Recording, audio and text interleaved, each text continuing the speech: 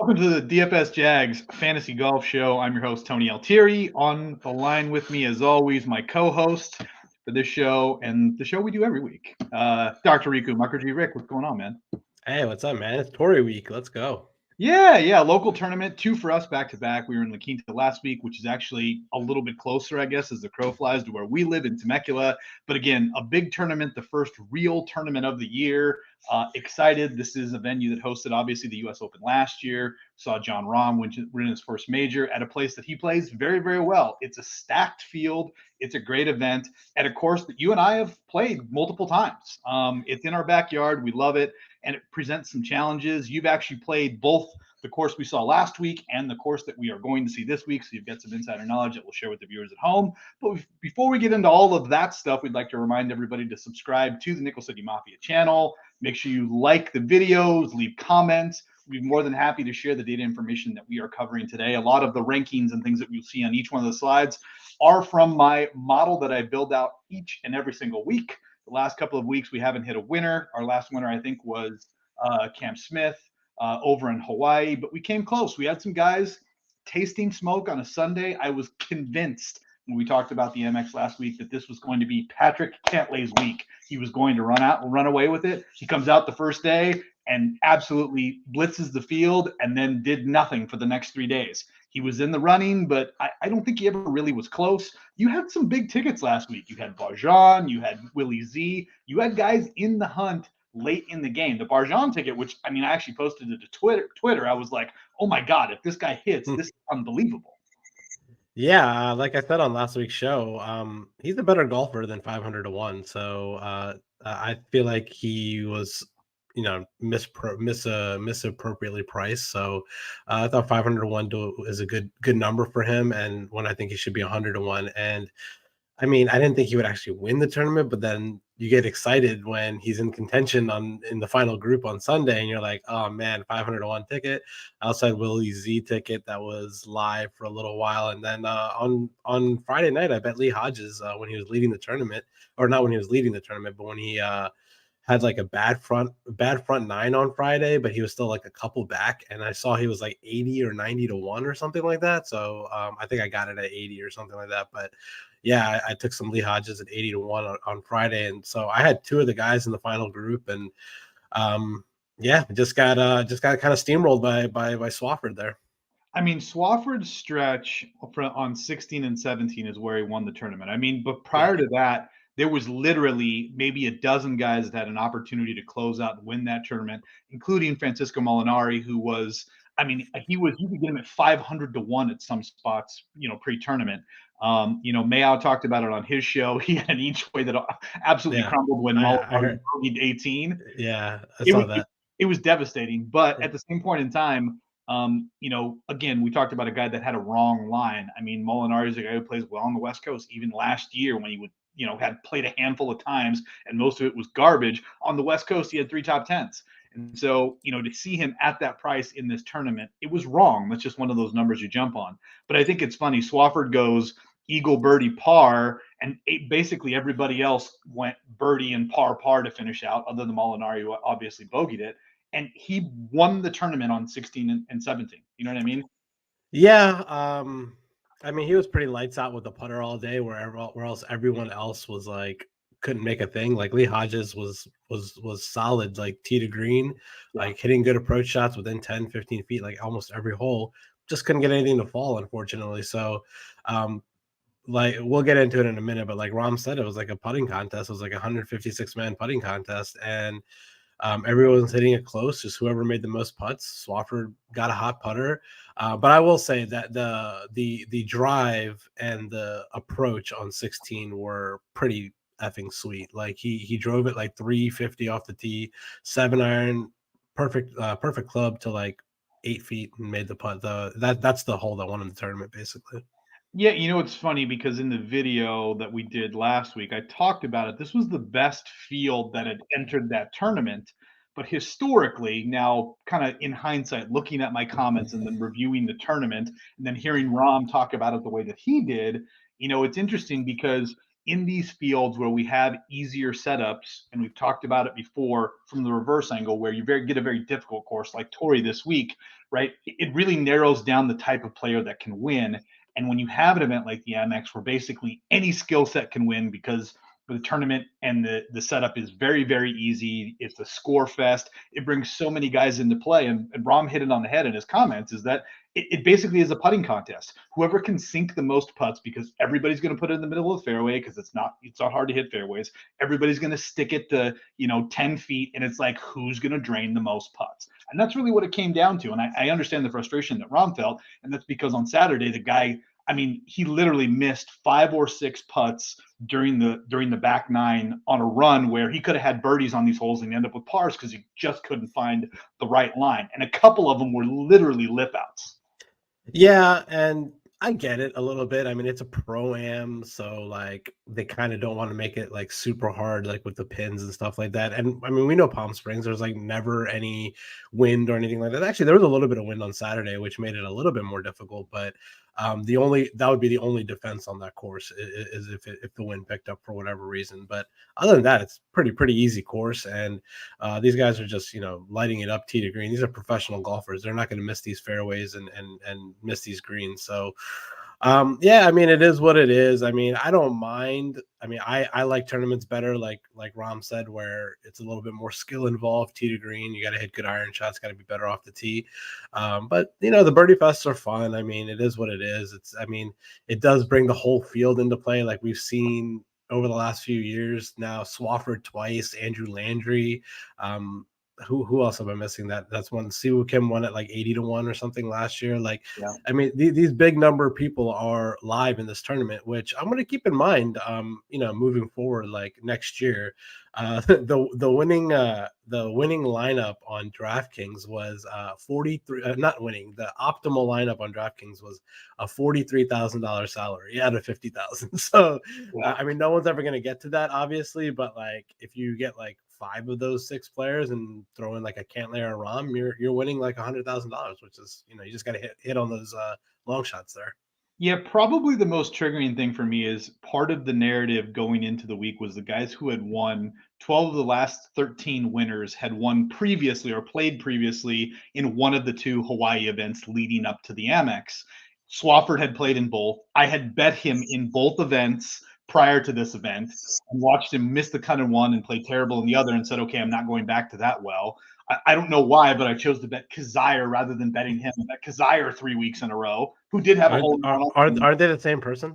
Yeah, they are. Them and Lane Kiffin and Harris English. Dude, did you see they called Hudson Swafford Harris English on the broadcast? Yeah, they're like the commentators literally called him Harris English. It was so funny. There were multiple people posting pictures of Lane Kiffin, like, "Hey, congratulations, Hudson Swafford for his victory. Go Ole Miss." So yeah, I mean, he's one of those guys. There's just a number of them. They're all ex-Georgia guys. They're all Sea Island boys. They have very similar game, and they just, they tend to win. Swafford's now won. I think he's won that tournament twice. He's got 3 victories. Yeah, he's won twice now in the last 12 months, which is crazy. But at these easier courses, like we talked about. And like we had mentioned prior to this, they bring so many guys into play. We've got a completely different course setup this week.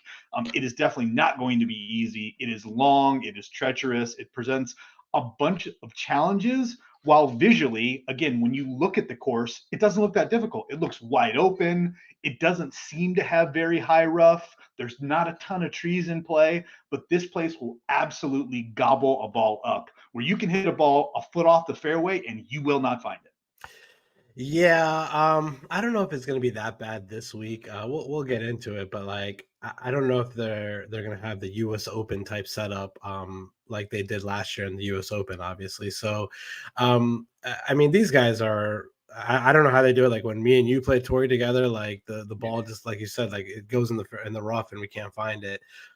These guys are still able to muscle it out and get it on the green. They just make such good contact with the ball, but. Yeah, you're right. I mean, this course is a demanding course. There's 2 courses, but the South course is obviously what the main one that we're talking about, because there's going to be 3 rounds there this week compared to 1 at the North course. But yeah, I mean, the South Course is very demanding. I think they even lengthened it a little bit. I think that's like 7,700 yards. But I'll let you give the course breakdown if you want to go ahead.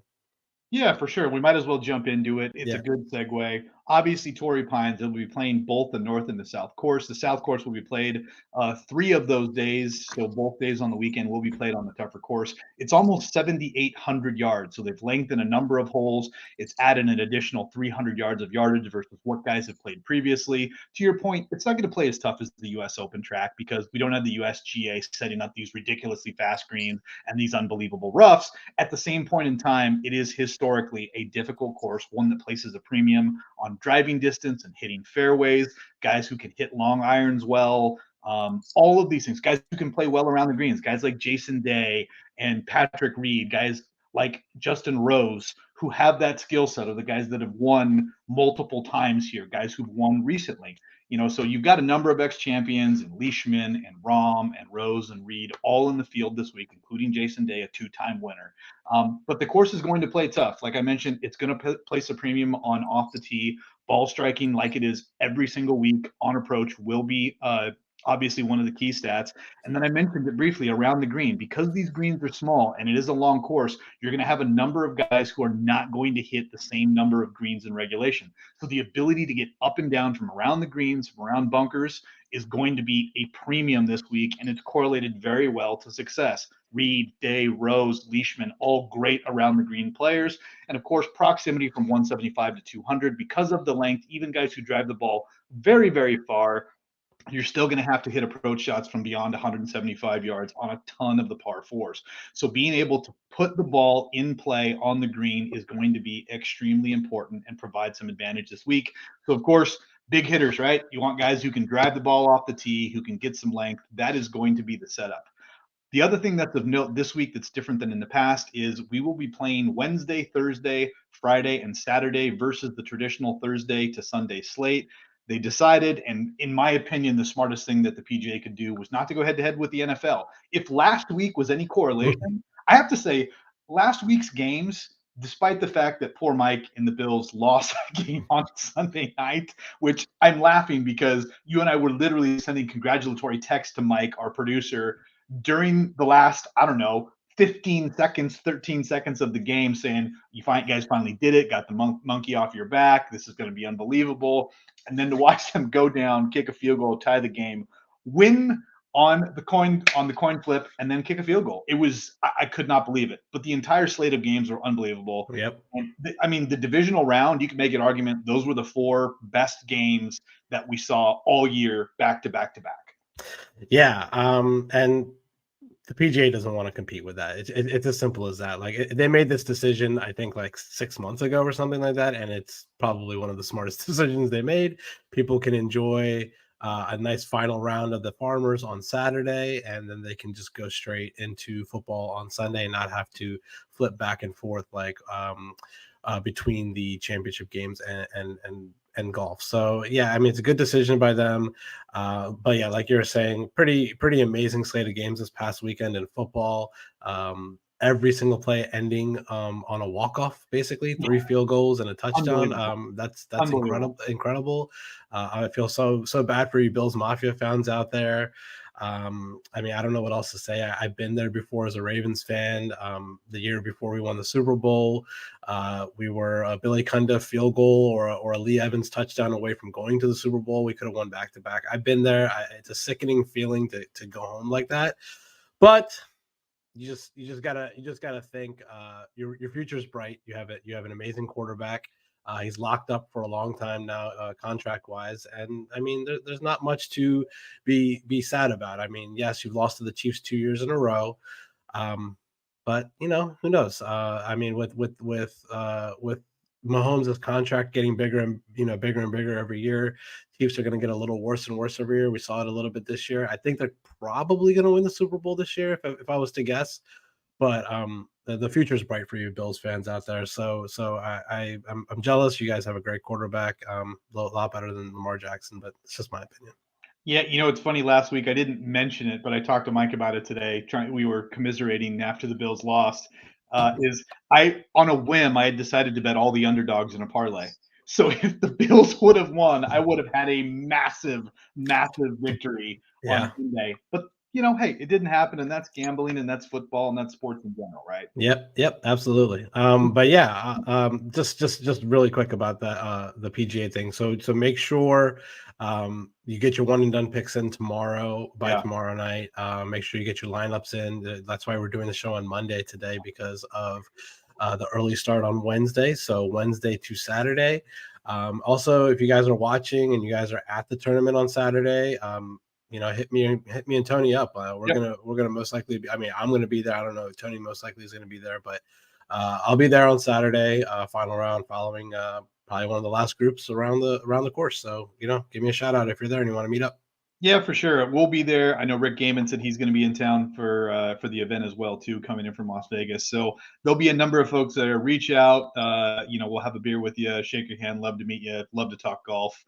So to Rick's point, don't be afraid to reach out to us on Twitter or Instagram. Rick is on Instagram. I am not, but you can hit us on Twitter, and we'd be more than happy to connect with you guys and meet up for an adult beverage. Getting into it at the top of the board, we have 1, 2, 3, 4, 5, 6 names. Many of these names are the names you would come to expect at the top of the board.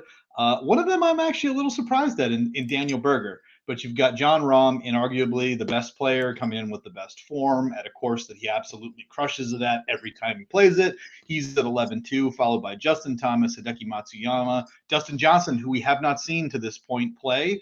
Not a great course setup for him. Course history not very good. He's in at 10-3. Xander Schauffele, the local guy who finally last year gave it a good run and played well in the U.S. Open. And then Daniel Berger rounding out the guys above $10,000. Rick, what's the strategy this week from a DraftKings perspective? Because as we get into the next couple of tiers, there are great options. And I'm wondering, are people going to go stars and scrubs, or are they just going to fade the top of the board and play that, $9,000 to $7,000 range? Yeah, it's very different than last week, right? Where you have two studs at the top with Rahm and Cantlay, and then big drop off pretty much after that. But this week you can fade the entire 10K range, 11K range, and be pretty comfortable with your lineup, to be completely honest with you, with how good the golfers are below that. But I do have ownership projections and stuff like that for this tournament, even though it is early on a Monday. My site that I used did give out some early projections. So just here at the top of the board, Rahm is the chalk. I mean, that makes sense. The guy, the last 5 years has gone 7th, 2nd, 5th, 29th, 1st. Of course, his first PGA Tour win was at this event with the amazing eagle off the fringe on 18 on Sunday. So, yeah, I mean, he's the overwhelming chalk in this range. I mean, yeah, you can go to Rahm. He played well last week. I don't know, man. This place brings back good memories for him and stuff like that, and I get that. But at 25 to 30%, I think I might have to drop down to somebody else in this range if I was playing DraftKings game theory wise. I personally am going to go back to Xander in this spot. He knows the course so well. Course suits him really well. He's played this course a bazillion times, and he finally got the quote unquote monkey off his back, I guess. He's always played really bad at this course before last year, but he got a second place finish last year to Patrick Reed. So I'm going to go to Xander in this range, and I like Hideki too, coming off the win in Hawaii. He always plays pretty well here. I'm not the biggest fan of Hideki Matsuyama and at a 10.6K price. I usually like him more when he's in like low nines or something like that, but he deserves it after the win last time out. So I'm going to go with Hideki and Xander up here, and I don't really like anyone else at this top of the range. Yeah, I mean it's tough. You mentioned all of the intangibles with Rom, but it's just he occupies so much of the available cash that you have to spend, and then at an ownership level that is just ridiculous. And it's all warranted, but from a game theory perspective, I like the options that you've thrown out. I think Xander, for the first time probably ever at the Farmers, is going to be very much in play. It was always the course that he just didn't play well at because he was the hometown guy. And then, like you mentioned, he breaks through. So I think all of those narratives about him not playing well at Torrey have been pretty much erased from people's minds. And I think a lot of people are going to gravitate. And I mean, you're going to save, $1,100 off of John Rahm, so it gives you a lot more leverage for other plays. Like you, I'm probably going to end up fading a number of guys in this area. I mean, I like Hideki because I think you might be able to get some ownership. The two guys where I think are probably going to have the biggest ownership breaks in terms of being low owned are probably going to be Justin Thomas and Dustin Johnson. Neither guy has great course history here. JT hasn't played this tournament in over 5 years. Exactly. And Yes. DJ is a guy who just, I think the last time he played it, he missed the cut, which was like 3 or 4 years ago. So this isn't a spot where either guy really checks the box. At the same point in time, when you talk about a setup, you talk about Poa putting, Dustin Johnson, it checks all of those boxes statistically. And so you wonder, is this a place for him to come back and have his first tournament? I just don't know. And because of that, I think that's why we're seeing lower ownership on a guy like him who, again, like I mentioned, statistically really sets up well for this course. What do you think Dustin Johnson's been doing since the Tour Championship? Because he hasn't played anything since the Tour Championship. I'm pretty sure the only thing he's been doing is Paulina Gretzky. That's like has he been like partying and stuff like that, or has he actually been playing golf? Like I don't know that answer to that question. I would imagine he's probably taken a fair bit of time off. He's I wouldn't say that he's on the backside of anything because he is still in that super elite category, but it seems like we saw with a lot of guys is they kind of peak out and they have this period for like a year or two where they're like at the top of their game and then things just kind of start to deteriorate, right? We saw it with Jordan Spieth. We've seen it with basically everybody who's been there. Brooks Koepka's in that period as now well too, where it's like he's not the guy that he was a couple of years ago, and there could be some validity behind DJ kind of feeling the same thing. The guy's won 2 majors now. Does he get up for these kinds of tournaments still? Or is he a guy who said, look, I've won enough times where I don't really care about regular PGA Tour events. And the only thing I'm really going to get up for is majors because that's where I want to solidify my legacy. I don't know. To try and figure Dustin Johnson out, I think he's still trying to figure it out. But Yeah, I mean, he's playing next week in Saudi Arabia to defend his title there. So I'm thinking maybe this might be like a like kind of get his feet wet, like warm up, like kind of tournament. I think the fact that it was Wednesday to Saturday definitely helps him out travel wise because he has to. If he makes the cut, then he gets to leave on Saturday and go straight to Saudi Arabia for his tournament next week. So. I agree with everything you said, even though the course, as we said, is for long bombers and good POA putters. I mean, Dustin Johnson fits that bill, but obviously if you want to, play the ownership game, he's coming in lowest owned in this territory. So you could fire on him, in a few lineups and be overweight if you like to take that risk, but not it for me. Yeah, no, I hear you. This next range below here in the 9Ks is where I think a lot of people are going to gravitate. I think you're going to have some of the most heavily owned guys here and in the 8Ks, and it's headlined by Bryson DeChambeau. Bryson has not played well at this course historically, but again, through, I don't know, nearly all of the tournament and half of Sunday, I thought he was winning the U.S. Open. I had a nice big ticket on him at 35-1, and I thought he was closing that deal out until he fell apart on the 9th, 10th, and 11th hole and basically fell out of the tournament. It's headlined by Bryson. Then you've got Sam Burns, Brooks Koepka, Scotty Scheffler, Jordan Spieth, Sungjae Im, your boy, Will Zalatoris, the guy who has inarguably the next best course history other than John Rahm and Tony Finau, and then a winner from 2 years ago here, Mark Leishman. It's a stacked $9,000 range. I think you're going to see guys like Will Z, Finau, Leishman, and Burns garner a ton of ownership. And the crazy thing is you're going to see guys like Koepka and Spieth and Sungjae and Scheffler probably not even come to close to the same amount of ownership as the guys that I named off. Yeah, you're absolutely right. There's how many people in this range? 1, 2, 3, 4, 5, 6, 7, 8 players, 9 players in the 9K range. I mean, to be completely honest with you, I like every single one in this range. I mean, this is a tough one for me to choose between who to play and who not to play in this range. I mean, you'll see it later in my betting card, but all 4 of my top end bets come from this range. But if I was to pick my favorite in this range, probably going to say Tony, just because of the course history. He's unbelievable at this course. What do we got here for his history here?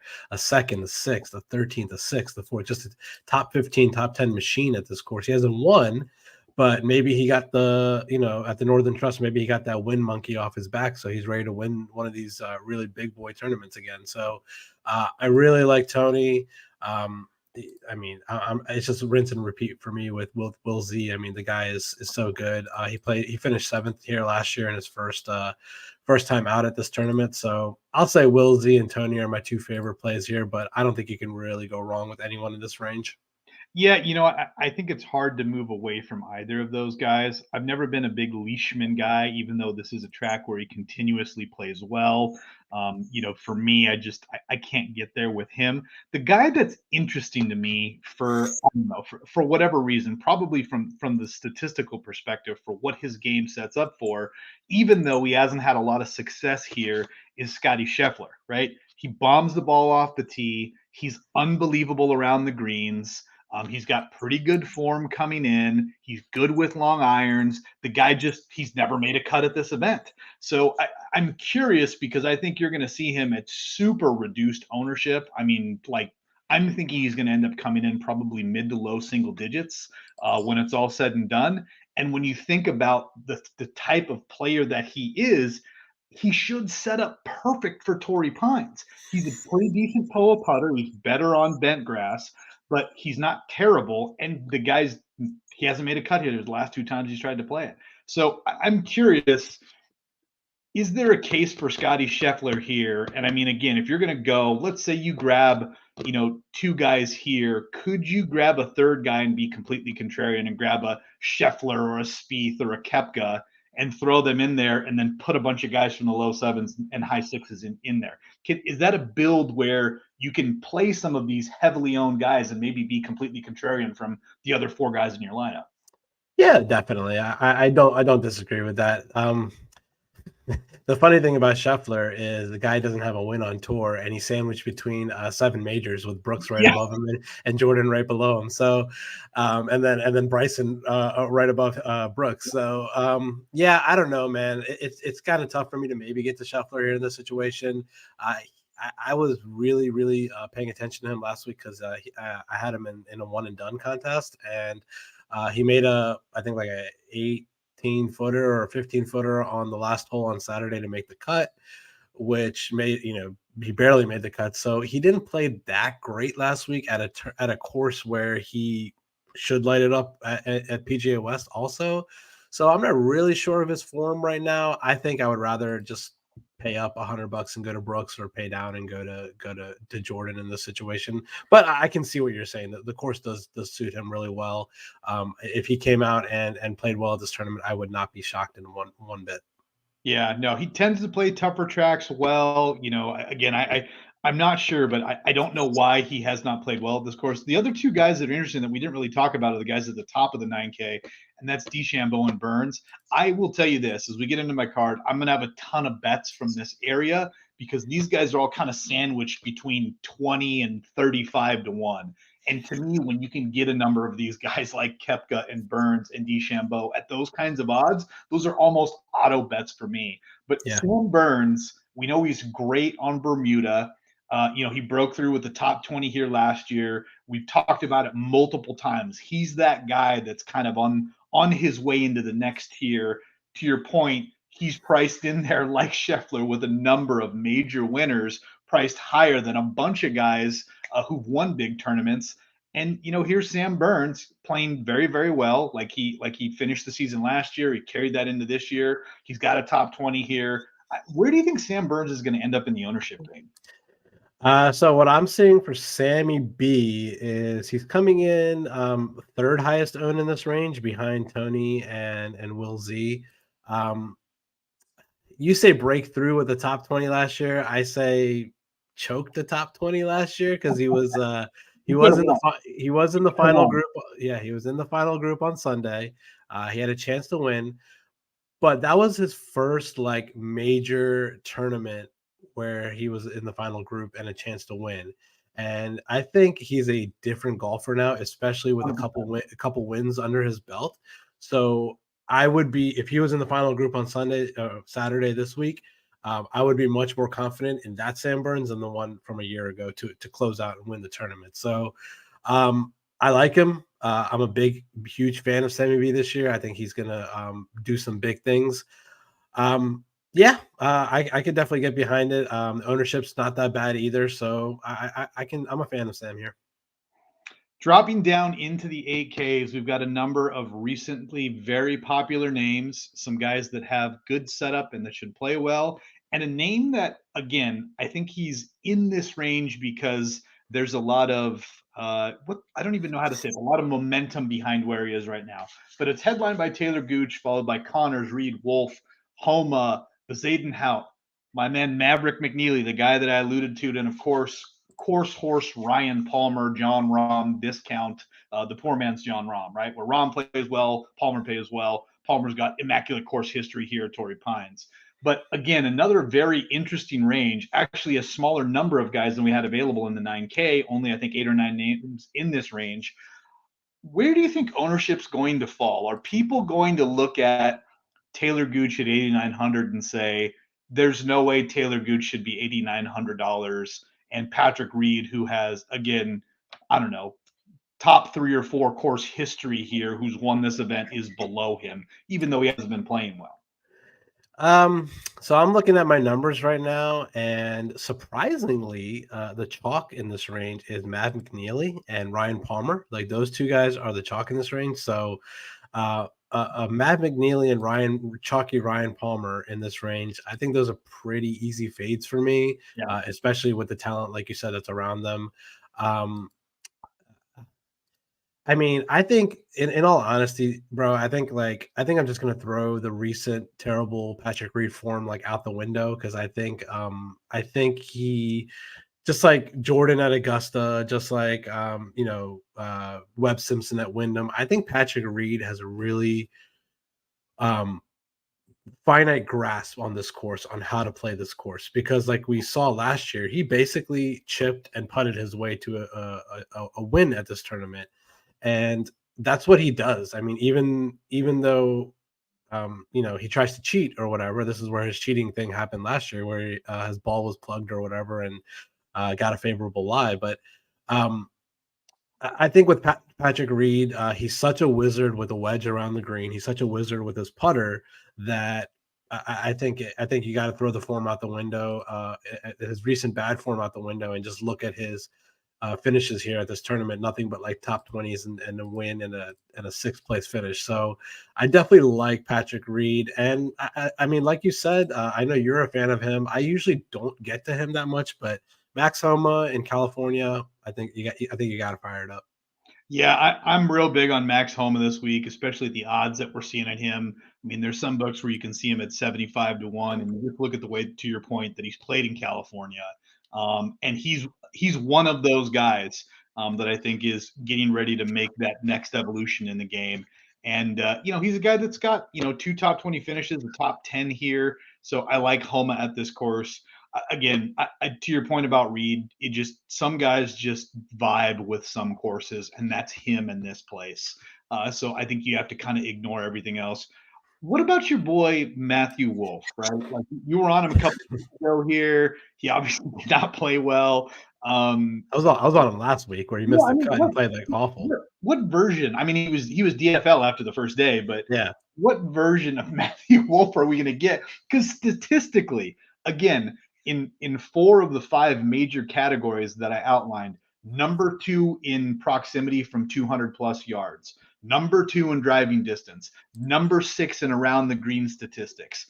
He checks a lot of boxes statistically, but he's got a 21st and I think a withdraw in this tournament, the last 2 versions that he's played. yeah. So I mean, can you make a case for Matthew Wolf, and do you think ownership is going to be minimal on him, or are folks just going to check the box because of his name? Ownership is very minimal on him. He's coming in the lowest owned in this range. I mean, between him, to be completely honest with you, in this range, him, Corey Connors, and Taylor Gooch, they all played like trash last week, like Yeah. literal trash. Like they were burning fires of dumpster fires last week.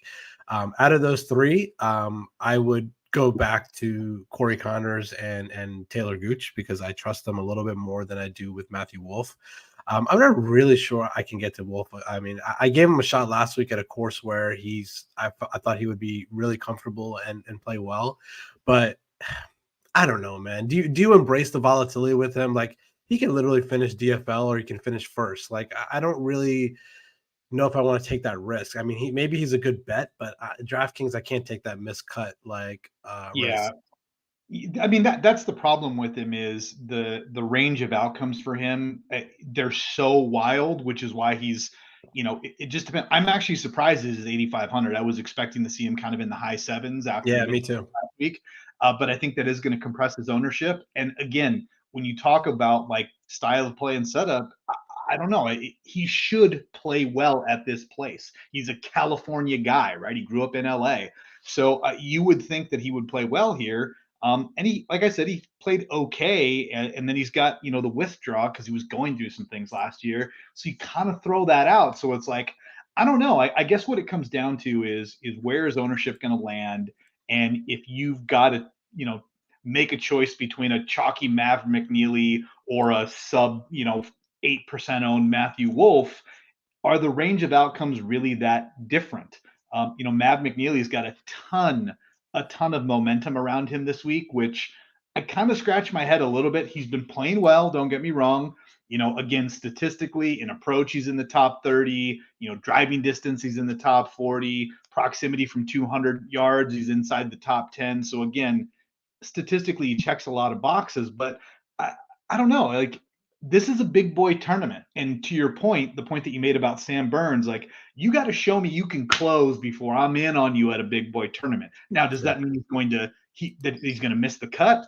I don't know. He missed the cut here last year. The year before, he finished in the top 20. So what version are we going to see here? And I guess I would make the argument that the range of outcomes for Mav McNeely and Matthew Wolff are really not that different at this point in time.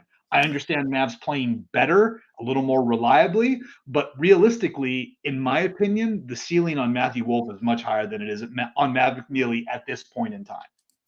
I 100% wholeheartedly agree. I mean that's everything you said. I completely jive with. It's a difficult decision that you got to make. I'm not there with Matthew Wolff this week. I do like Matt McNeely. I think he's a great golfer. Just chalky Matt McNeely. I can't really get behind.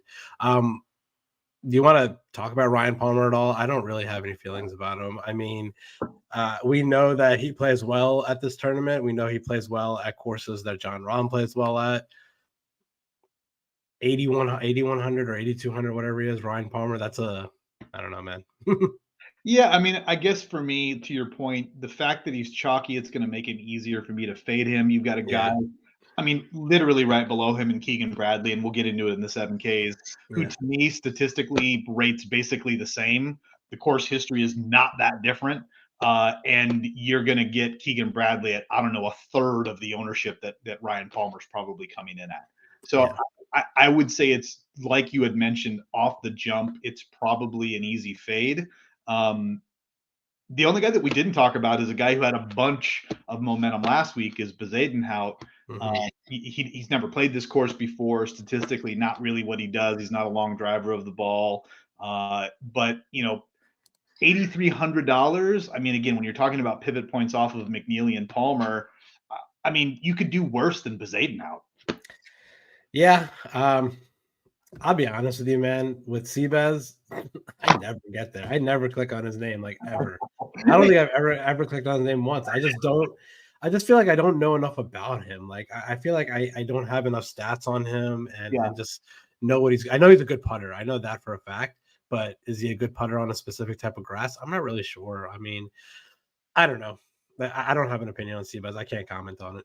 Yeah, before we jump out of here, I did want to nod. We're getting some questions in the chat, and Oh, we actually had a question from someone when we were talking earlier about Scotty Scheffler that asked, "Will Scotty Scheffler ever win a major?" I don't know. Let's see you win a PGA event first before you win a major. He definitely has the skill set and the pedigree. I think a lot of it's going to depend on the course setup. I could see him winning the U.S. Open in Texas or a PGA Championship in Texas, but I don't know. At this point in time, I couldn't see him winning at a place like Augusta or winning a British Open. So I think it's really for a guy like him to win a major. It's going to come down to an absolute perfect course fit and him playing to his absolute ceiling. And again, that's not really a great statement because in order to win a major, you have to play to your ceiling. But I think there are more intangibles for this version of Scotty Scheffler. He's got to show us that he can win. And, shit, if he comes out this week and wins at Torrey, that's a big boy win, and that can propel you. But I'm going to have to see that first before I can say Scotty Scheffler wins a major. Yeah, I'll say yes. I think at some point in his career, he has enough talent behind him to win a major. I don't think it's going to be like the Masters or like an Open Championship. I think it's going to be like a U.S. Open, like you said. I think a U.S. Open kind of setup fits well for him, or like a Bombers kind of track at a PGA or something like that. Who asked that question? Actually, our boy Jake, who did the Bills show before this. What's up, Jake? I'm so sorry about your Bills. Yeah, dude. We don't need to rehash that. It makes my stomach hurt every time I think about poor Mike and Jake watching that thing play out. Yeah, it's brutal.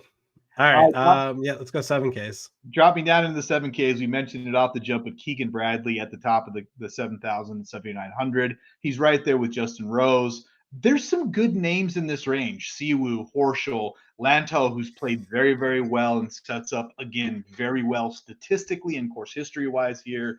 Neiman, who we haven't seen in a very long time. Mac Hughes, who through 3 rounds of the U.S. Open was in the mix here at Torrey Pines last year. Luke List, beast here and has been playing absolutely fantastic. Everybody's favorite chalky guy now after being 500-1. Now he's 70-1. Francisco Molinari, the forgotten man, Cameron Tringali, who made every single cut until last week. Jason Day, a 2-time winner. Alex Noren. There's a bunch of names here, right? Including our boys, Mito Pereira and Gary Woodland. Where do you go here? And I guess where's ownership going to gravitate to? And are there guys, because there's a lot of options, very smart plays, guys with course history, guys with good form, guys who set up statistically, where's everybody going to fall here? And are there some nuggets, some guys who are going to get forgotten in the mix because everybody's going to play Luke List or, grab Francisco Molinari because of what they saw last week? So in the 7.5K to 7.9K range, it's basically even amongst everyone except Luke List. Luke List is coming in super high owned. He's coming in at like 16-17% right now at this moment. But everyone else looks like it's pretty spread out, like anywhere from like 4 to 5% to like 9 to 10%. So it's like pretty evenly. There's no ownership break that you're getting besides like fading Luke List in this range. Mm-hmm. I'm gonna vomit in my mouth saying this, but I kind of like Justin Rose. Like I don't really know like what else to say. I mean, the guy has such good course history here, and he's not playing the worst golf I've seen him play in the last couple of years. I think he might be back a little bit, to be completely honest with you. And this is a good course for him that, he's won here. He's had multiple top 10s here. I mean, this is a good course for him. I really never, ever say that, but I'm just going to plug my nose and say Justin Rose. I mean, Mike knows because, he's seen me fall into this trap every single major for, I don't know, like 4 or 5 years with Justin Rose. I had a Justin Rose problem for a very long time. I'm finally on the wagon, off the wagon. I forget how that goes. I have not played him. I have not bet him. He is very attractive this week. Yeah, it's crazy. It's insane because he is playing better. You are getting him at $7,900, which is unbelievable. It's at a course that he plays well, fits his skill set. So I get it. My fear is if I do it this week, I'm going to end up doing it for the rest of the season because I'm now an addict again. So we should just make a rule that it just be a one-off, one-time thing. You know how sometimes you just have that one girl that you just want to do it like the one time with her and then just forget about it. Just do it with Justin Rose. Just one time you click on his name and then move on for the rest of the year. If I could do it, if I thought I could do it and not do it again, I would click the name. But it's like an alcoholic, man. Just one more. I just want just one little sip, just to taste it. It's so long, and All then right. the wait there. Well, let's talk about a better golfer than Justin Rose in this range. I like Aaron Wise. He was really coming on strong at the end of last year. He doesn't have great course history here. He has 3 missed cuts, but he hasn't played in a couple years. But I'm gonna bank on his recent form here. He's been ever since he switched to his little, what is it called, like a broom putter or something like Yeah, that, the one that like he holds like this. Like ever since he did that, like he has corrected his putting woes, and he's great tee to green. So I'm expecting big things from Aaron Wise this year. So I'm going to go to him in this range, and I think I'm gonna click on Frankie Molinari's name again, just because I think he's plays really well in California. yep. I mean, I can't argue with Wise. I was kind of a Wise truther towards the back half of the PGA Tour events last year. I will be fading Luke List with everything that I have, because Yep. I can't. I mean, when you've got so many options, and again, really, really good names, guys who have played well here, guys who are winners at this track, and guys who are coming in with decent form. I mean, Brent Snedeker is going to be a forgotten man here, and this is a guy who's won at this course.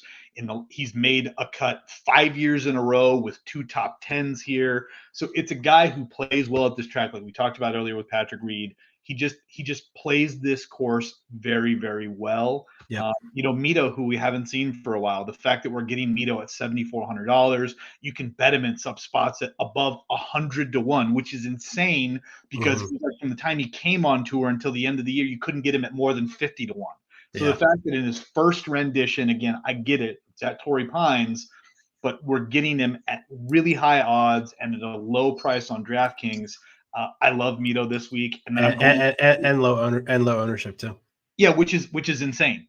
And Yeah. I'm going back to Woodland. The other guy that I really like in this range, and let me say this: if Adam Scott was playing, I would be playing a ton of Adam Scott. Like, I just what I saw last week, and he plays this course well. I like Aussies here: Leishman, Day, Scott. These guys have all won at this place. Mhm. I love Cam Davis here. He's a guy who, before he really hit his stride, had played well at this course. He had not missed a cut in the 4 times that he had played it, when he was kind of a burgeoning young tour player. And again, he's still a young man, but now he's a guy who's played. We saw him play great at the Tournament of Champions. I really like Cam Davis in this range. I think, for me, he's probably my favorite play, and a guy that'll probably be the most heavily invested from the DraftKings perspective. Yeah, unfortunately, you and the rest of the world, me too. I think I'm just going to eat the chalk with Cam Davis here. I've been talking a lot of fading the chalk during today's podcast, but with Cam Davis, I absolutely love him here. He is the chalkiest guy in the low sevens here, but I'm just going to eat it with him. I love him at long courses like this, and he's a good player. So I think he's a little mispriced. I think he should be closer to the high sevens. So I'm going to take the price discount and take some Cam Davis. Like you said, Mito. I was on him every single week last year. I'm going to continue to ride that train. I absolutely love him. I also agree with you on Gary Woodland. I like Gary Woodland in this range. Um, the other names that I lean towards, just because of California ties, is Patrick Rogers and Cameron Champ. They both won in California and stuff like that. So yeah, those are the names I kind of lean towards in this bottom 7K range. To be completely honest with you, when I look at course history in this bottom 7K range, other than Jason Day, like no one really jumps out at me. And Brant Snedeker, obviously, with his multiple wins, but no one else really jumps out at me. Everyone has like a bunch of missed cuts, maybe nothing, like no great like top 20, top 10 finishes. So can't really bank, besides Brant Snedeker and Jason Day, I can't really bank on course history in this range. So you're just gonna have to take some stabs on who you like. Definitely not gonna play Ricky Fowler. The guy can't make a cut here, like ever. Can't make a Um, cut anywhere right now. Poor yeah, Rick. he's awful again somehow. I mean, he played terrible last week, so definitely off of him. But you can take a shot on some of these young guys like Doug Gim and Alex Smalley and your guy Seb Munoz. Like these guys, you can take stabs at. The one guy that I have no clue about, and he's one of my favorite guys to play in DraftKings, is Charlie Hoffman. I don't know what's going on with him. He is a San Diego guy. He's from this area. Like he knows this course really well. Like, what do you think of Charlie Hoffman? Like he's it's been weird. Like, is he just withdrawing from tournaments for a while? Like, I just don't know what's going on with him. Yeah, it's funny because he was one of those guys that I had kind of earmarked both him and Michael Thompson as kind of question marks about them. Thompson seems to play this course every other year very well. He missed a cut in 2020. He didn't play it in 2021. So by that logic, he should do very well this year. But Charlie Hoffman's the other one. He kind of has had, make cut, miss cut. I mean, he's got, 2020 finished top 10 here, and then he withdrew during the tournament last year, and he's fresh off of a withdraw or a DNS last week. So, it's interesting. I just don't know the state of his health. To your point, he is a local guy. He's from Poway, which is just down the road from Torrey Pines. So obviously, of course, he's played probably hundreds of times. But there's too many question marks outside of just how he's played recently at this course for me to get there. I think you mentioned a couple names that I'll probably end up going to, which is Patrick Rogers. I mentioned Michael Thompson, and even guys like Matt Jones and Wyndham Clark. Play the Aussie narrative with Matt Jones. Wyndham Clark checks a lot of statistical boxes here, and then even guys like Ortiz or Dahlman, right? It's a little bit better guy that's got a little more consistency.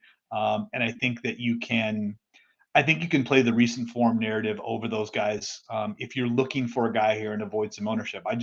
I don't think because of all the question marks, Charlie's going to come in super low owned. So for me, it's probably a fade this week just because I don't have enough confidence to check the box on his name. And you mentioned it. There's so many options down here. I really like Doug Gim this week. Yeah. He's playing very, very well. And he is a local guy who knows this track.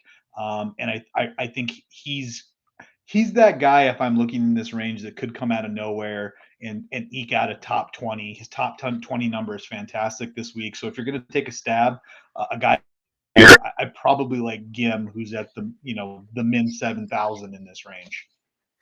Yeah, I agree with all that. I mean, Charlie Hoffman's coming in super low owned, so no one's playing him. So if you want to take a stab on it, maybe put him in like 3 or 4 lineups. I wouldn't be opposed to that, just in case if he's healthy. Like a healthy Charlie Hoffman who's in good form, this is not the right price range for him. He should be like high sevens, like maybe 7.9K. Yeah. So it's a good price for him just because of the unknown factor. So I don't know. Yeah, I mean, I think if you're doing multiple builds and you've got 150 lineups, you're doing 20 or more lineups, having 3 to 5% Charlie Hoffman and hoping that you get ceiling Charlie Hoffman at a course that he knows and that he's had success at, I could see behind something like that. Yep, absolutely. All right, so we find ourselves in the dumpster below 7,000, and there are a ton of guys in this range. And there's some decent names and some names that I wouldn't say people are uber familiar with. So if you're not following the PGA every week like Rick and I do, there are a number of guys here who provide some value. And again, don't get me wrong, every one of these guys in this range is down here for a reason. Either their course history sucks, their form sucks, they haven't played, they're brand new. There's a reason why they're priced below $7,000. Rather than rattling off all the names here, Rick, give me some guys at the top, middle, and bottom of this range that you are going to play this week in DraftKings. All right. Top of the range, my favorite play at the top of the 6Ks is going to be Joseph Bramlett. He played really well last week. I actually, on Friday night, when I fired on Lee Hodges, I fired on Joseph Bramlett also. And he has good course history here, 18th and a 45th place finish. Other than that, I think I'm going to go back to Norlander. I mean, he finished second last year with a couple miscuts before that, so I definitely don't mind that. I just don't. He just doesn't. I mean, doesn't have great form recently. Obviously, a lot of miscuts, but I'll take the course history there. He played well last year. Middle of the range, I'm going to go to Sahith. He's a California guy. He's played this course a million times. He played well last week. He had his whole family out watching him play in Palm Springs last week, so he played pretty well last week. Also, I like Tagala here. I think I'm going to go back to Paul Barjon. I mean, he's priced a little more appropriately, I guess, this week, 6,400. He's down to like 200 to 1. So I still think he's, that's pretty good value for him for a really good European Tour player. So I definitely like him. At the low 6Ks, I don't know, man. This is really the dumpster for me. I don't really like anyone down here. I guess maybe Peter Malnati had a 10th place finish here last year. Sung Kang has good history here. No one really jumps off the page here for me. I don't know. Yeah, I mean, I at the bottom. So I'll start from the bottom and throw a couple names at you that I could see making an argument for them. One would be your boy Bill Haas. At one time was a pretty good golfer, but again, he's been trashed the last 4 or 5 years. He's made 3 out of 4 cuts at this course. Again, Bill Haas is closer to playing on the Champions Tour than he is at winning at Torrey Pines, but he's a name. Sung Kang is another one, a guy who's got good course history. He's made 3 out of 4 cuts here. He's got 2 top 20 finishes. Obviously, recent form has been dog crap. But again, when you talk about skill set and what he does well, Sung Kang is great with long irons. He hits a lot of fairways. Technically, based off of his game, he should set up well for Torrey Pines. Another guy that I like a little bit higher up, and it's mainly because of driver distance and the fact that he does have a top 25 finish here in the last couple of years, is Tyler McCumber. McCumber absolutely smashes the ball off of the tee. And if you get the best version of McCumber, if he's putting the ball in the fairway, I mean, you got a shot. He's also very good with long irons. So again, both of those things are key to success here. But McCumber at 6,300, and again, these are darts. I mean, we're not saying make these guys core plays, but these are darts. The other guys are boy Duffner. We seem to talk about him every single week, but he checks the box statistically, man. Duffner he is a ball striking machine. You're not going to get a guy who's going to contend. He's not the guy that he was 5 or 6 years ago when he was winning tournaments, playing in the Players Championship and buying the hat inside the clubhouse to wear in the tournament that he's playing in. That's like going to the rock concert for Metallica and going and buying the Metallica concert shirt and wearing it at the concert. It's just, you don't do that. But that's Duffner, 6,400. I like Duffner down here as well too. Moving up just a little bit higher into the range. I was going to ask you about him because I think a lot of people forget, but David Lipsky is a very good European Tour player, and he's from Los Angeles. Yep. He grew up in LA. He played a ton of golf, junior golf, college level golf in Southern California. So he's played this course well. At $6,600, he is a winner on the European Tour and a local for Southern California. I like Lipsky at 6,600 for those narratives. The other guy to throw out there is our boy Matthew NeSmith. I mean, NeSmith was a guy here month and a half ago. You were paying $8,900 for NeSmith in some of these fall swing event tournaments. $9,000. Here he is at 6,600. Again, nothing really to go from in terms of like how well he's been playing recently, but he's played okay here, right? He's made the cut. Made the cut 2 years in a row. Yeah, so again, I like Norlander as well too. Ball striking, skill set, all of those things. And then Bramlett. Bramlett's the guy statistically here. He's playing well. He's got a top 20 here. And then when you look at those things that we talked about, the guy's a ball striking machine. He hits the crap out of the ball from a driving distance perspective. He's great with long irons. You just got to hope the guy can sink a fucking putt. I mean, good God. Team No Putt. He is right up there with all of the guys that we talk about on Team No Putt. Bramlett's right there. And the other guy that I would throw out there, again, if you want to be completely contrarian, if you're playing the course history narrative, is your boy Rory Sabs. Sabs plays this course well. He's got a top 10 finish last year. He's got 2 top 20s in the last 5 years, or 3 top 20s in the last 5 years. So again, Sabs, he's going to come out with the blue tape on his hat and some other weird tattoo of talking about himself in some weird language that he doesn't speak, but that's Sabs. Again, there's options down here. By no means should you make these guys, core plays, but I think there are. Can I give you one more name that I like? Yeah, absolutely. He played really well last week, and he's actually slowly turning into one of my favorite golfers on tour just because of his personality. Is Harry Higgs. This guy is really, really entertaining. I don't know if you caught this or not, but on Sunday, I forget what hole it was, but he was like stuck. His ball was like stuck up against like the wood on one of the holes, that like between like the green water and and yeah, yeah. between the green and the water. Yep. And his ball was stuck up on the wood, and the camera was on him, but the mic was like kind of far away. And this guy is literally he dropped like 7 F-bombs Yeah. within like 30 seconds. He's like, God effing damn it, like this like ball, like F this, F that. And like you could barely hear it, but I could hear it because he was like talking to his caddy. But this guy is really entertaining. He has a good game, man. He's a big dude. And he also had a top 10 finish here, right? Yeah, he had a ninth place finish 2 years ago. So He made I'll, bets. yeah, so I'll fire up some Harry Higgs. He's in good form right now. Yep. The other guys that I would throw out towards the top, just because again statistically and then course history wise, Kyle Stanley. You know what you're getting with Stanley. He's going to lead the field in ball striking. He's going to finish DFL in putting, and that's just Kyle Stanley. Is a guy. Kyle, if you're listening on Saturday, if you're in contention, just pull me off from the crowd and let me putt for you. I will 2-putt every green for you. I'll make a couple. Oh I man. swear he's the only professional player that I think I'm a better putter than. He is absolutely god awful with the flat stick. He is the captain of Team No Putt. I mean, the Yeah, guy is a ball striking machine, yeah, and he cannot seek a putt.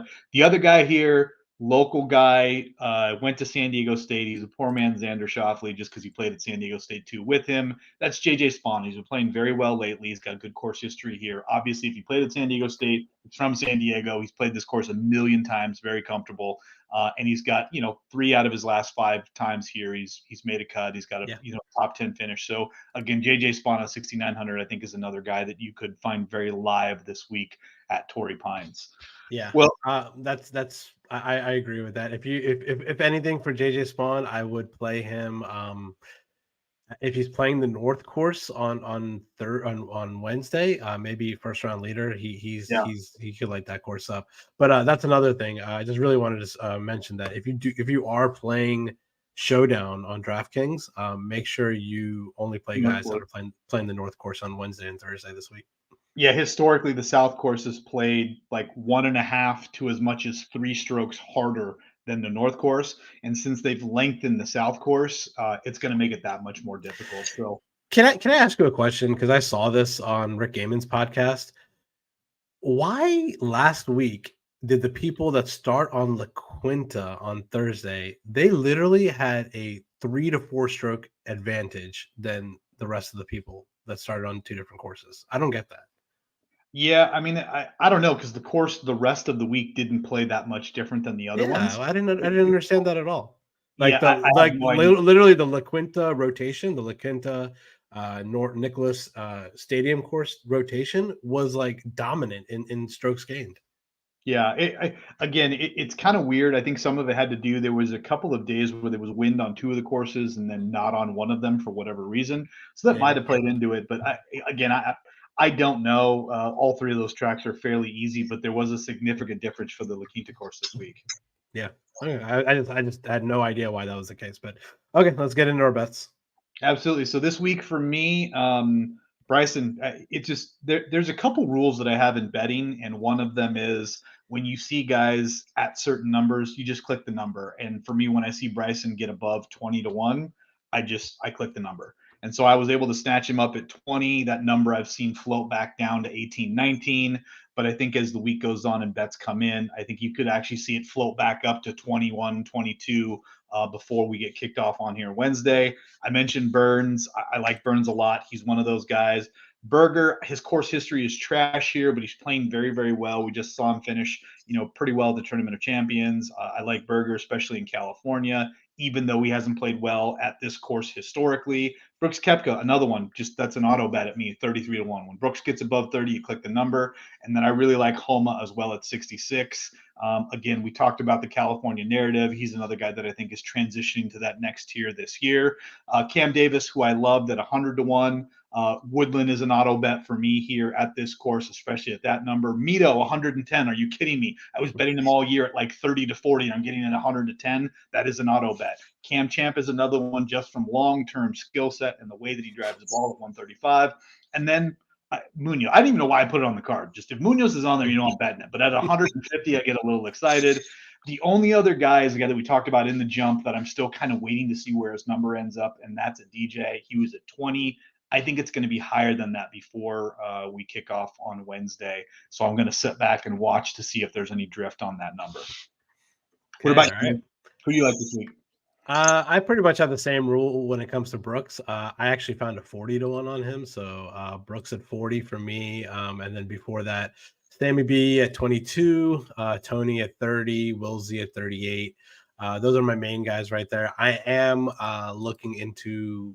I'm going to bet Max Home. I think after we talked about it on this podcast, it influenced me into taking some Max Home. So hopefully I can get a good number on him at 66 like you.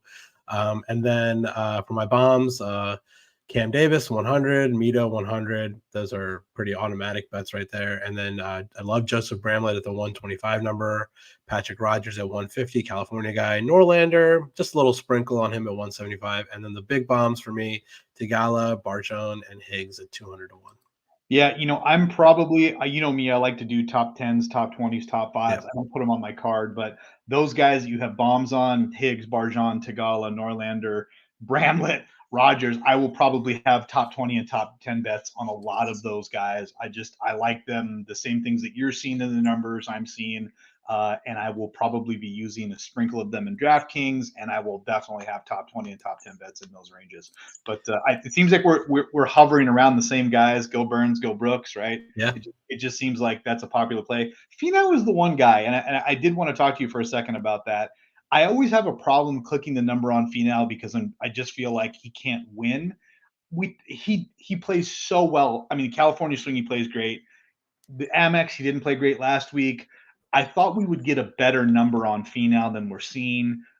With all that being said, I mean, obviously you bet him, but do you think he can bring it home? Do you think he can win here in this tournament?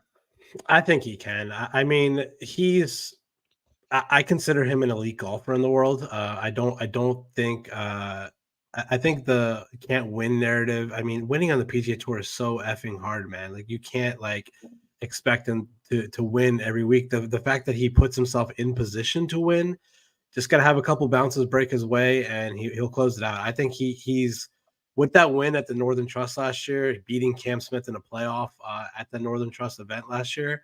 I think that's a little bit of a turning point for him. So I'm expecting big things out of Tony this year. I think he's going to rack up a couple more wins this year, and hopefully this week at Torrey. I would love to see it. I don't know if I'm going to be able to get there to bet him this week, but if you want, I would be uberly happy. He's my Samoan brother. We share the same name, so I love him, and I would love to see him get it done. One last thing to throw out there, just because he's absent and he's such a big presence, not only here, but everywhere on tour, Tiger Woods, man. When are we going to see Tiger play again? Like, do you think he's going to play this year, or do you think it's like, hey, Augusta, and that may be it, maybe the Open Championship? I think we're not going to see it until St. Andrews. So you think he's going to wait all the way until we get to the British Open? He's going to skip Augusta. That's just not going to be him. Yeah, I don't think he's physically ready to play Augusta. That course is like super. I walked it myself. That course is super hilly, and he with his bad leg and stuff like that, I don't think he's ready to play at Augusta. Next year he'll play at Augusta, but I think this year the perfect course for him to come back to a tournament that he could win is St. Andrews. He has great course history there, obviously winning there before. It's a flat course. It's a short course. I think that's it. I think the Open Championship is going to be the first time we see him this year. You heard it from Rick. Bet Tiger at the Open this year, even though he's not going to play a tournament until he gets to the Open. I love it. Hey, how are you going to get on him? Well, I was going to say if we can get a 100-1 number on Tiger Woods, then see, I think he's going to come in at like 50, 45 or 50, having not played a tournament against one of the best fields of the year at a stupidly ridiculous course. We're going to get him at like 45 or 50. Yeah, and I'm going to click his name just because it's his first tournament back, and then I'll put like $10 on him, and hopefully he wins. Yeah, no, I hear you. Well, I think that's going to do it for us this week. Rick mentioned it. If you're going to be out at Torrey Pines this week, make sure you hit us up. You can find Rick. Rick, what's your handle on Twitter and Instagram? At Riku Mukherjee. Hit me up. and you can hit me up at DFS Jags on the Twitter box. We'd love to link up with you, have an adult beverage, smoke a cigar, walk the course, talk some trash, yell at somebody in their backswing. I don't know. We're just going to be out there having a good time. Just come look at these beautiful trees out there. Look at Absolutely. these trees. Absolutely. Great NFL playoffs this week. Looking forward to that. What's your Super Bowl prediction? Let's hear it. So, okay. So real quick, I told Mike, I made 2 bets before the playoffs started, one on San Francisco and one on the Bengals. So and those were just, I was tailing other people who said bet on these 2 teams. So I will be rooting for both San Francisco and the Bengals, even though I think both teams are going to lose this week, because I think the Rams and the Chiefs are I don't want to say inarguably, but they are the better 2 teams this week, and they should win. With that being said, we saw all of the underdogs win last week. So for me, it's go Bengals, go San Francisco. I win a lot of money if either of them win the Super Bowl. What about you? I'm gonna one up you on that. After week 9, I believe, I bet the 49ers 60-1 to win the Super Bowl. So I have that ticket in my back pocket. I wish I had a little bit more on it right now. I was only like I think it was only like $50 or like $75 or something like that. I wish I put like 500 on it, but Yeah. it is what it is. I don't know, man. I think the Chiefs game is going to be a shootout, just like it was a couple weeks ago when they played each other. I don't understand the line. I think it's KC -7 in that game. Yeah. I think it should be like -4, maybe -5 or something like that.